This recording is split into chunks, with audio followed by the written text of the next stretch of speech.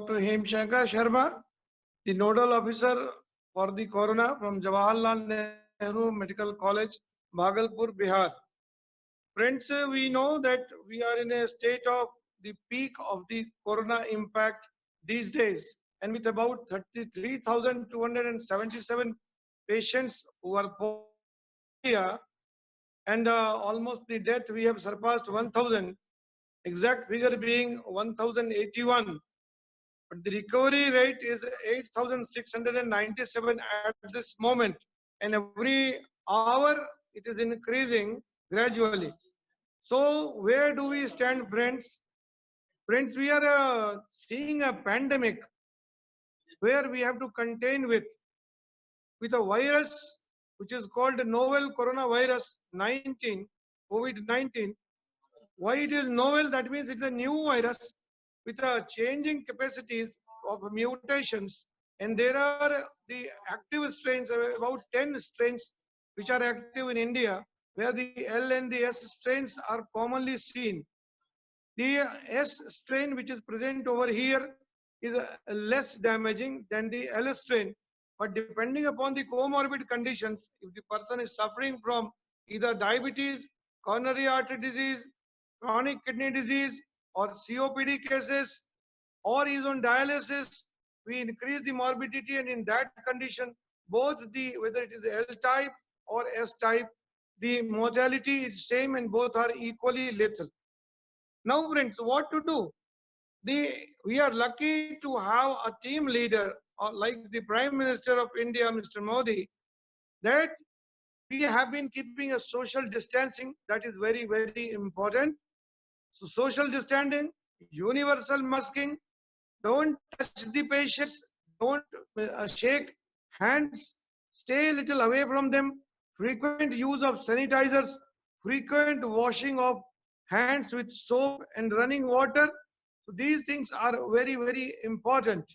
So keeping these things in mind, we can just defer the onset of the problem, and we can minimize the transgression or transmission of the diseases. That becomes important.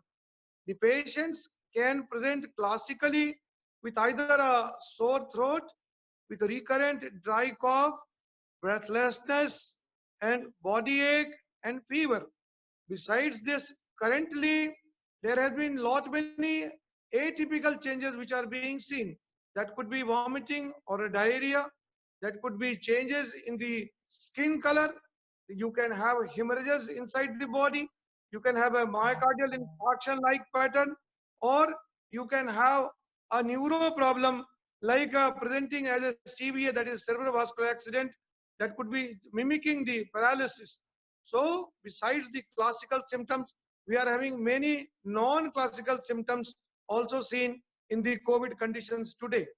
Now, friends, if we come down to the treatment component of the COVID, so that is a very important aspect, as basically we do not have any specific treatment for this condition at present.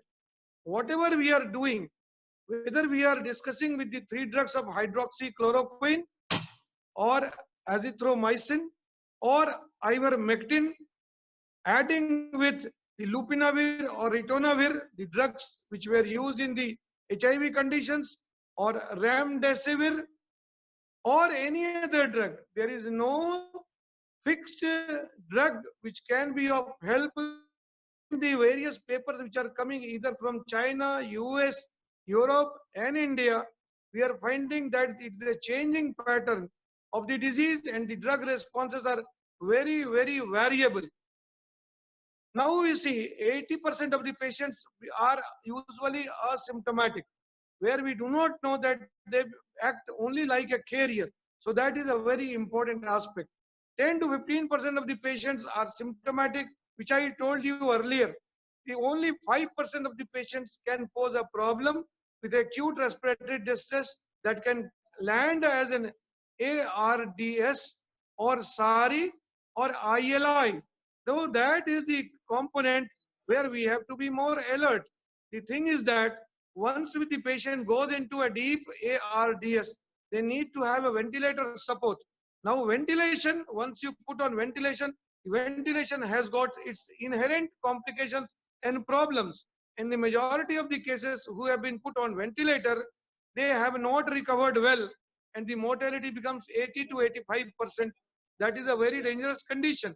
So keeping the patient with a high intensity oxygen or high oxygen flow rate more in the prone position is of advisable conditions in such patients, because once we keep the patient in the prone position, we decrease the dead space and we utilize the area of expansion and the gas transmission exchanges inside the lungs. So the better is to avoid all such things. Now, once the patient presents with acute myocardial infarction, that becomes very difficult component, and treating such patients of coronary artery disease who present like acute myocardial infarction, it is advisable that the intervention should be minimized, and the patient should be, if it is a STME or ST elevated MI, the patient should be thrombolized rather than going for a primary PCI or any other modalities of intervention, where despite the best possible personal protective equipments, you can have a spread of the viruses, and that is increased mortality is seen in such conditions. So once the patient becomes in a real problem of multi-organ failure, we have to be very cautious and to be used inside the treatment modalities, inside the ICU setup, and the help of the intensivists is mandatory upon this condition. So that becomes very, very important. Friends, we are fighting with a enemy who is not seen anywhere, but which is present everywhere. So every case who is coming to us in private or in government hospital, we should treat them as a case of COVID unless ruled otherwise. Friends, come together, fight it out, and the ultimate treatment is prevention, prevention, and prevention, and nothing else but prevention. Thank you.